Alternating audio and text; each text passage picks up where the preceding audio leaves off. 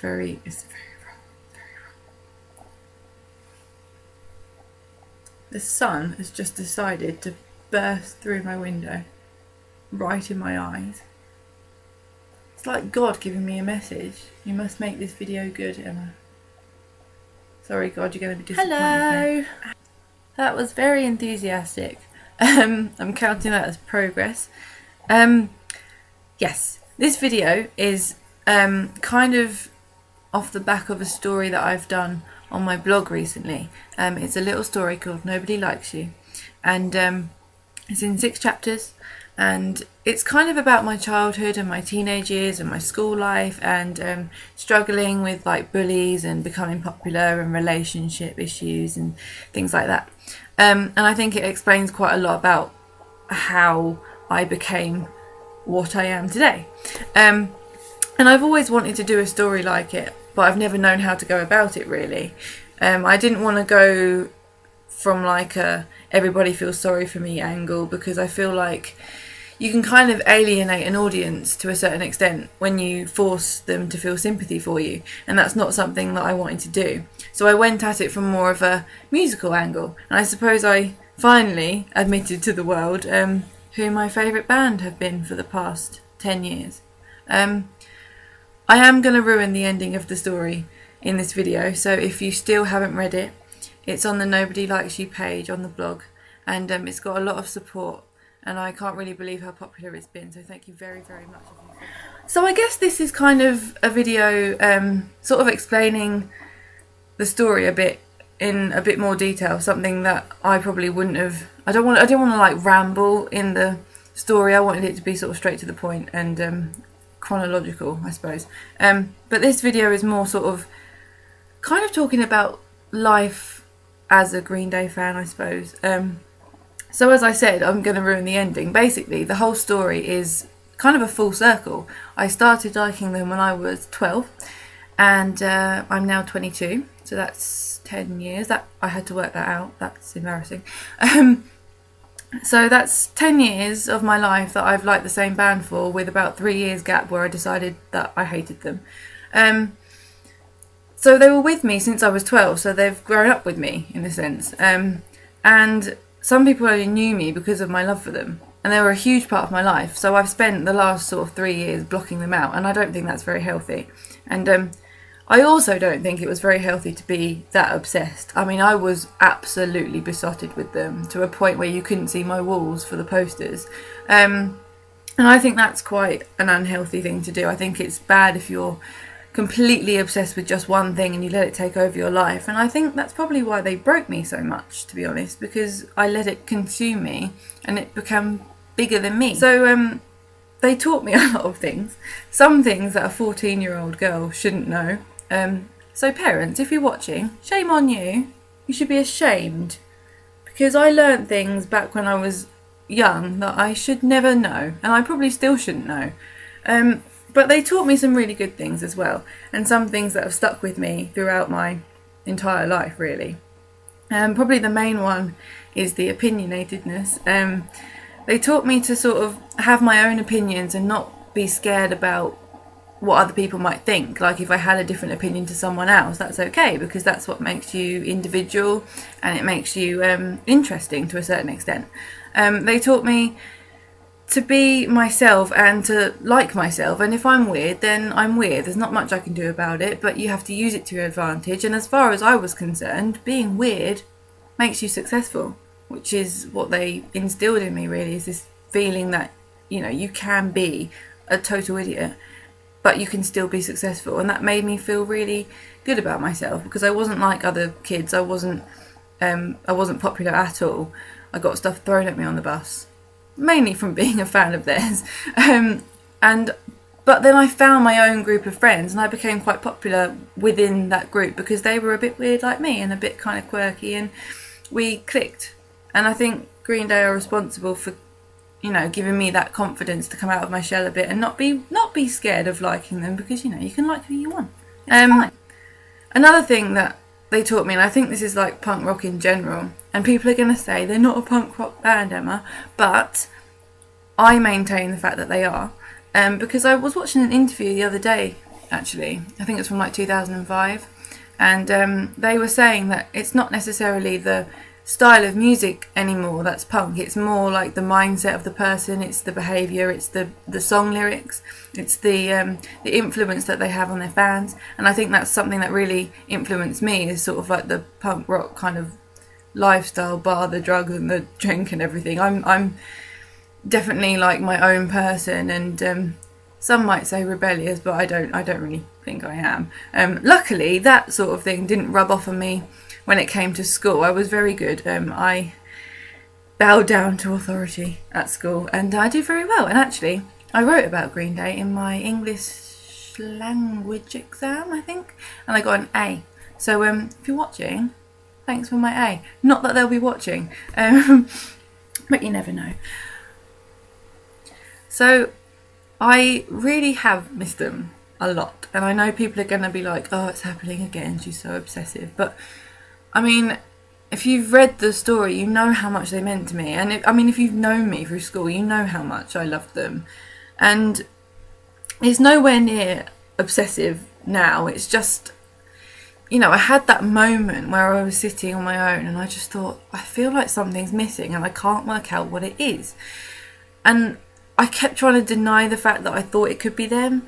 And eventually I kind of had to give in to it and just be like, okay, you need to grow up, you need to just listen to them and see how you feel. And I did, and it was difficult, I won't lie, and I know it might sound stupid, but it's really difficult to let something back into your life that hurt you so much. And I managed to listen to them and I felt okay, but I thought, no, I probably can still do without them. But then I was aware that they were being inducted into the Rock and Roll Hall of Fame. So I decided to watch that on YouTube.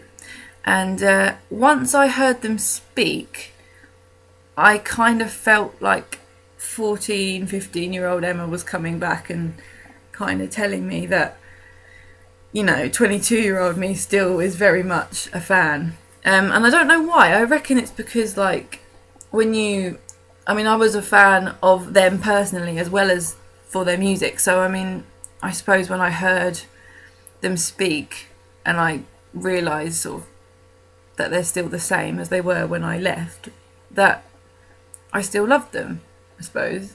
Does that sound weird? That sounds weird, doesn't it? I've gone from having nothing to like it's full on and it's scaring me a bit. But I'm really genuinely happy that they're back. I know people are going to think that like I'm always obsessed, and I kind of am. But it hasn't overtaken any like other obsessions or anything. Everything's still there. They're just back, and I think once people know that they're my favourite band. So I'm trying to find some old things that I've thrown away or put in a cupboard somewhere, and the only thing I've been able to find is this. Yeah, it's about the only thing that I've kept, I think. I don't know why I kept it. I probably kept it for a reason. But I found it the other day, and I was going to read something from it, but I don't think I will. It's a bit inappropriate. Although I did find this, which is the Drunk Bunny.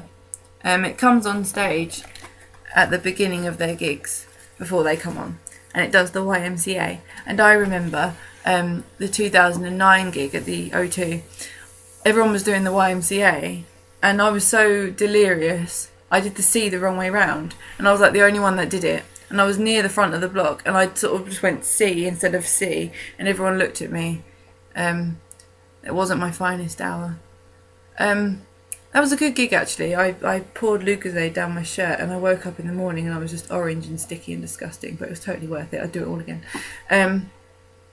Unfortunately, some other feelings have come back. I thought it was gone forever, but I'm not going to specify which one I particularly fancy, but I think we can probably have a fair idea of who it is. Pretty much every fan that I knew fancied him. Who wouldn't? I can totally see why 14-year-old Emma was into it.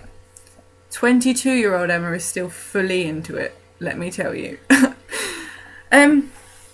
So, their live show is something that I don't think can ever be replicated by any band ever. They are absolutely incredible, and I've never seen anything quite like it. And everyone told me before I went, they're like, you are gonna be amazed, like genuinely. And I was like, you know, a gig's a gig. It's just, I mean, I'll be happy that they're there and they're real, to be honest. I mean, I couldn't care less if they didn't even play live. But no, they are an absolutely incredible live band. One of the best in the world, I would argue. I mean, they're completely flawless whilst being total idiots. And you just think, how are you doing that? You must be magical. I don't understand how you can be so good. Like, there's 3 new albums I missed. And I'm kind of more grown up about stuff now. I can like give or take what songs I like and dislike. Some of the songs I'm like, oh, that's really good, and then the other ones I'm like, no, that's crap. What are you doing? Old me would be like, oh, everything they do is amazing. But no, I'm definitely more grown up now, so that's sort of that side of it. The really obsessive, amazing side of everything is gone. So I'm kind of like in my little American Idiot 21st Century Breakdown bubble where I left, and I'm not coming out. I'm scared. But also, they introduced me to music that I wouldn't necessarily have heard without them. Bands that have been going for ages, but I wouldn't have actively seeked them out until I got into Green Day. Bands like The Clash and The Ramones and The Who and Queen, but I did also, I liked Queen from sort of a very early age. I suppose that was the first time I was sort of into rock, was Queen. They also introduced me to artists like Joan Jett, who I'd only ever heard covers of her songs. I hadn't heard her, and I was lucky enough to see her because she supported them at their Wembley gig. And while we're on the subject of the Wembley gig, that was the second time I saw them. I'm going to share with you something that only about 4 people have seen, and I'm going to regret it hugely. And I mean, if there was one thing that I could wipe off the face of the earth, it would be this. It's utterly... I can't think of a word. I'm going to play it. I'm really sorry for any ear problems you may have after this. But this is my reaction when they were coming on stage at Wembley Stadium.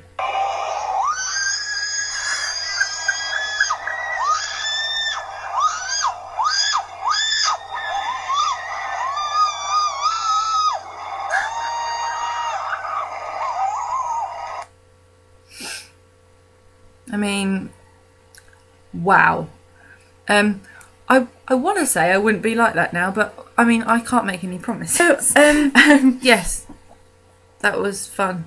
I don't know if it was fun for you. I don't really care. It was mainly for me. Thank you very much again if you've read the story. If you haven't read it and you've watched this and I've ruined it, I did warn you, so I have no sympathy. But thank you for not throwing things at me and for being nice and for putting up with everything that I do and all my new weird obsessions, although this is not a new obsession. But yes, thank you very much, and I will see you again very soon.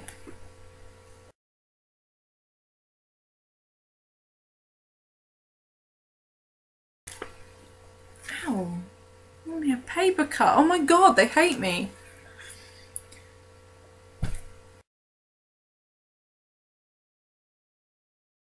It's wrong. Is it wrong to fancy someone who's like 11 years old? Is he 11 years old? 11 years older than me.